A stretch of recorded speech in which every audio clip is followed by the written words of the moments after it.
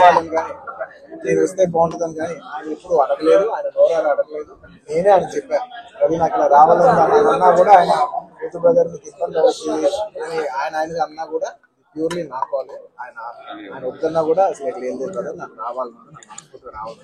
నా ఫ్రెండ్స్ అంటూ ఎవరైనా ఉంటే వాళ్ళు ఏ ఫీల్డ్లో ఉన్నా ఏ పార్టీలో ఉన్నా నాకు పార్టీకి సంబంధం లేకుండా నా మనసుకు నచ్చిన వాళ్ళు ఎవరైనా ఉంటే ఎవరు ఏ ఫీల్డ్ అయినా ఉంటే నేను వచ్చి వాళ్ళని సపోర్ట్ చేయాలి. నాకు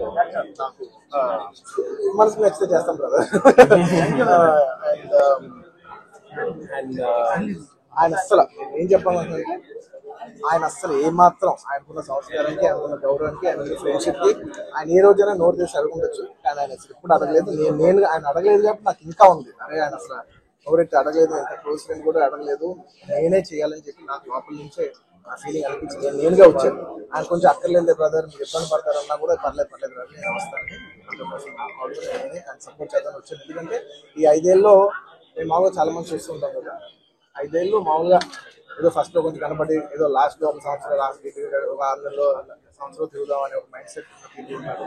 కానీ రవి గారు అలా కాకుండా 4-5 ఏళ్ళు ఆయన మొత్తం ఆయన ప్రాణం, ఆయన మనసంతా కూడా ఆయన నియోజకవర్గం మీద ఉంటే నాకు అర్థమవుతుంది ఎంత అంటే ఒక కష్టపడి పనిచేసే పర్సన్కి అవతల పర్సన్ కష్టపడి నాకు తెలిసిపోతుంది. ఇంత సిన్సియర్గా చేసే మనిషికి 100% నేను నిజంగా నేను ఇంకెవరి గురించి నేను ఇంత గ్యారంటీగా చెప్పలేదు. ఈ వ్యక్తి ఇంత కష్టపడ్డారు, నేను దగ్గర నుంచి కళ్ళారా చూశాను కాబట్టి నేను చెప్పలేదు. అలాంటి మా రవి గారు ఇలాంటి ఎన్నెన్నో విజయాలు సాధించాలని మనస్ఫూర్తిగా కోరుకుంటూ అండ్ అలాగే ప్రజలందరికీ మంచి జరగాలని కోరుకుంటూ సెలవు.